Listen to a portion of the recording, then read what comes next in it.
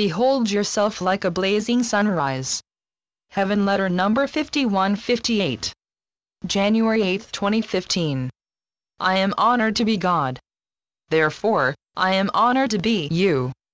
However you may appear, there is more to you than meets the eye. You are a precious child of mine, made of myself, and you are very precious to me. In fact, I repeat in as many ways as I can think of to say that we are one. There is no separation here. Then you wonder how it can be that I, if you are indeed I, wander from myself, as it certainly seems to happen in the world. It is as if I pulled the wool over my individual eyes. I, appearing as you, temporarily forget who I am. You forget who you are. I, God, the erstwhile God, do not dismiss you because of this. I do not oust you from my heart.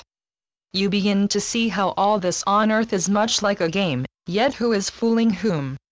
This thing with pronouns is that I can hardly keep them straight. You, I, in truth are one. For the sake of clarity in this game, we say you, and we say I. We talk as if we were two or more. We try to keep our parts straight.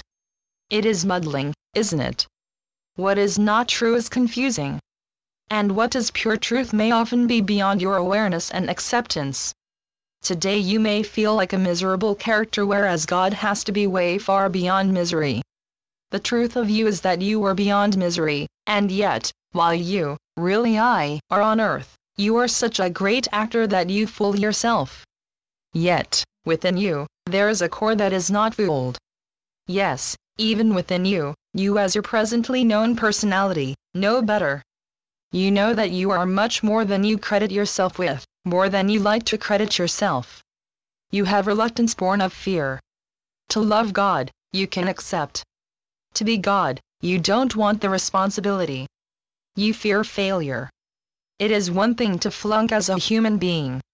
To be a God who could be lacking would do you in. Too terrible to even think about. You are not separated from yourself except in your imagination. In your imagination, you are not separated from yourself by one veil, but by 1,001 veils. You put up this blockade, a house not made of mortar, a jerry-built house to call your own and keep you from breaking the news to yourself that you are greatness itself. You keep your head down. However, your head and heart are going to rise. It is inevitable. That little house of your body is way too small for you. You can't play hide and seek there. The time will come when you will burst your bounds and knowingly encompass the universe. You will burst out like a blazing sunrise, and you will behold. You will behold yourself in the bright light of day. You will see all your reservations and inhibitions as the repressors they always have been, and how flimsy they really were. They were only silly restraints from the splendor that you actually are. It's hard to believe that you would choose less than you are, yet this is an old story, told again and again. You keep yourself in a little puddle rather than to dive into the ocean deep. Unbelievable, isn't it, that you believe you are a little frog? Of course, the little frog is an enchanted prince. What did you think that story was about? It is about you and your evolution and your repression and lack of expression, and your belief that to expand to your true unboundedness would undo you. Yes, it would undo you from deception. Yes, you have deceived yourself, and you have deceived the whole world, and for what, I ask you?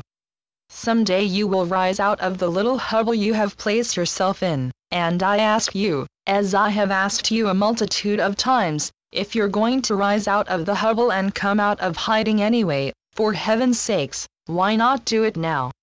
You are such a little thread away.